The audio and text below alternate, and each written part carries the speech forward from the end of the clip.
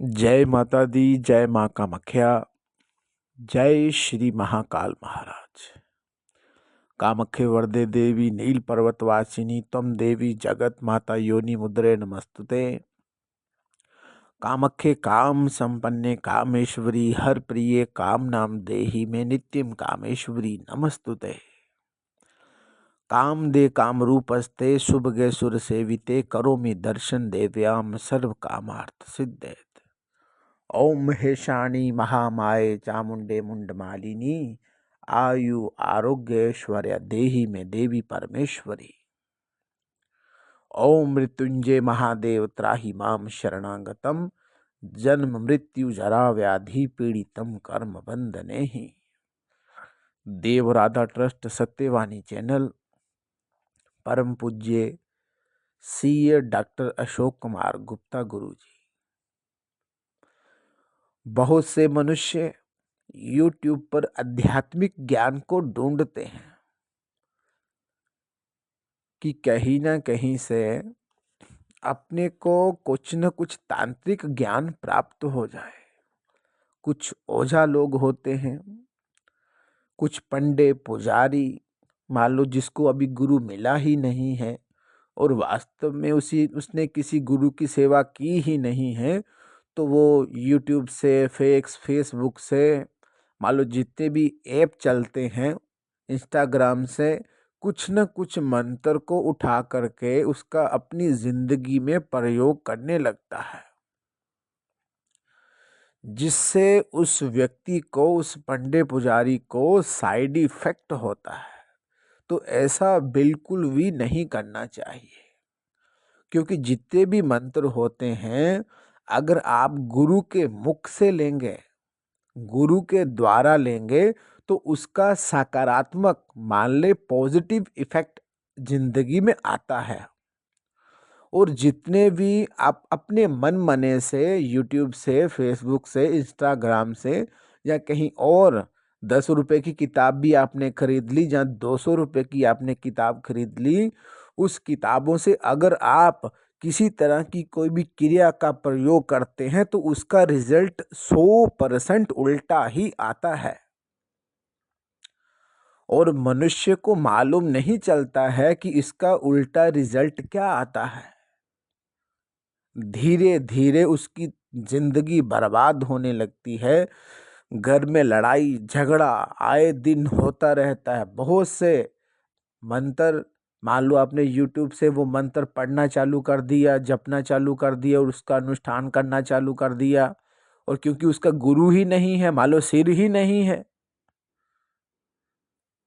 तो उसका जो साइड इफेक्ट है वो नकारात्मक। मान लो जितनी भी बुरी शक्तियां हैं, योगिनियां हो गई बुरी वाली, तो सब मनुष्य के घर में आ जाती हैं। डाकनियां, पिशाचनी, भूतनी, प्रेतनी और पिशाचनी जैसे कुछ मंत्र होते हैं, उसमें ध्वनि निकलती है और ध्वनि से पॉजिटिव एनर्जी आती है। ऐसे ही मान लो अगर आपको गलत मंत्र आपने उठा लिया है, कि आपने गुरुमुख से लिया ही नहीं है, तो उस मंत्र से जो ध्वनि निकलेगी उसका साइड इफेक्ट आपको और आपके परिवार को भुगतना पड़ेगा। और कभी कभी कुछ व्यक्ति धीरे धीरे कंगाल हो जाते हैं, और कुछ व्यक्ति दिमागी मरीज होते भी हमने अपनी आंखों के सामने देखे हुए हैं। तो इसलिए कोई भी व्यक्ति, साधक व्यक्ति हो और जो इस कार्य को करता हो, मतलब पंडा हो, पुजारी हो, लोगों की पूछा देखता हो, तो अभी तक उसको किसी सच्चे गुरु की तलाश नहीं हुई हो, और ऐसे ही YouTube से देख करके या फिर किताबें पढ़ करके तंत्र वाली तो लोगों के इलाज करता है, तो उसका साइड इफेक्ट उसकी जिंदगी पर ही पड़ेगा। ऐसा अनुभव करके देख लो आप। तो कोई भी व्यक्ति ऐसा कार्य बिल्कुल नहीं करे। गुरु की शरण में जाकर के, गुरु से ज्ञान लेकर के, गुरु की सेवा कर करके, मंत्र लेकर के ही इस कार्य में हाथ डाले। नहीं तो ये जो तंत्र है ये आग होती है, मान लो जला डालेगी। इसके साथ नहीं खेलना चाहिए। इसलिए सर्वप्रथम हर कार्य में, मान लो आप ज्योतिषी सीखना चाहते हैं तो भी आपको गुरु की आवश्यकता पड़ेगी। आप वैदिक सीखना चाहते हैं तो भी गुरु चाहिए, तंत्र सीखना चाहते हैं तो भी गुरु चाहिए। मान लो हर काम में गुरु की वैल्यू सबसे ज्यादा होती है, क्योंकि गुरु ही सब चीजें बताता है।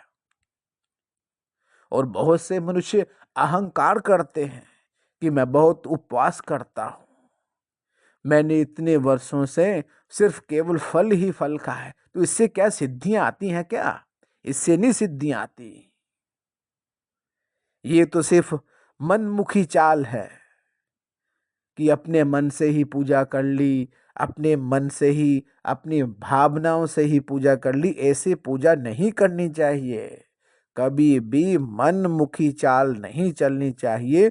गुरु की आज्ञा का पालन करना चाहिए और गुरु की आज्ञा लेकर के ही किसी कार्य को, किसी मंत्र को, किसी साधना को आगे बढ़ाना चाहिए।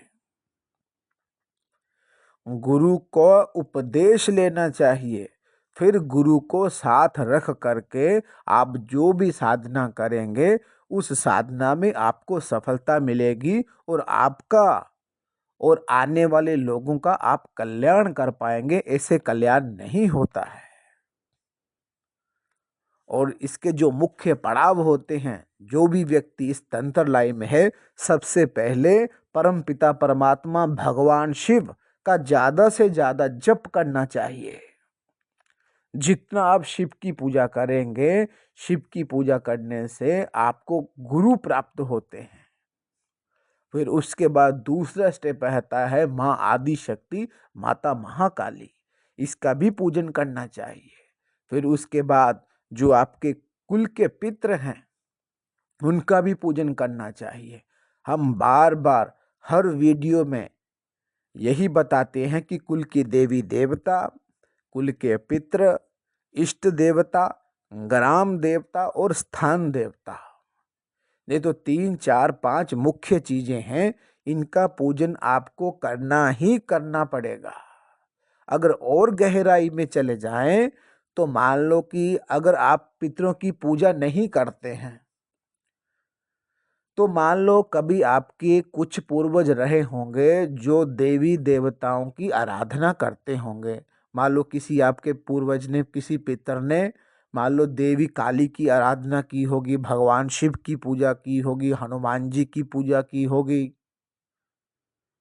तो आप डायरेक्ट हनुमान जी, काली माता की या फिर किसी अन्य देवी देवताओं की पूजा करने लगे, मान लो पितरों के बिना, तो आपको साधना सिद्धि नहीं हो पाएगी। इसलिए अगर आप एक चीज मानो कि पितरों को ही प्रसन्न कर लें, तो आपको ज्यादा मेहनत करने की जरूरत नहीं है। पितर ही वो रास्ता सब खोल देते हैं जिसमें देवी देवता, मान लो काली माँ हो गई, दुर्गा माँ हो गई, हनुमान जी हो गए, भैरवनाथ हो गए, जहाँ और देवी देवता हो गए, तो पितर उनका द्वार खोल देते हैं और पूजा पाठ करने वाले मनुष्य के साथ वो शक्तियाँ ऑटोमेटिक ही जुड़ जाती हैं। फिर उसके बाद कुल के देवी देवता, अगर आप कुल के देवी देवता की भी पूजा करते हैं तो कुल के देवी देवता के साथ कितनी भी चलने वाली शक्तियां होती हैं वो भी उस मनुष्य को प्राप्त होती हैं जो कुल के देवी देवताओं की पूजा करता है। इसलिए ये दो चीजें, कुल के पितृ और कुल के देवी देवता, इनको सबसे पहले मुख्य रखा गया है कि मान लो ये ही ताले की चाबियां हैं और इन चाबियों के बिना ताला नहीं खुलता है। फिर आपके मुख्य देवता ग्राम देवता, फिर स्थान देवता, फिर क्षेत्रपाल देवता, इन सब की पूजा करनी पड़ती है।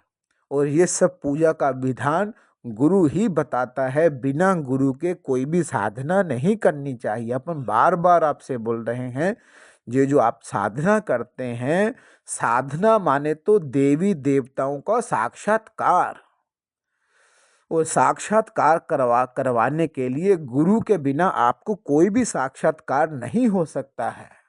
इसलिए किसी योग्य गुरु की तलाश करिए और उन तक पहुंचकर उनकी शरण में जाकर के उनको अपना आप समर्पण कर करके उनसे ज्ञान लेकर के साधना में सफलता पाने की पूरी पूरी कोशिश करें।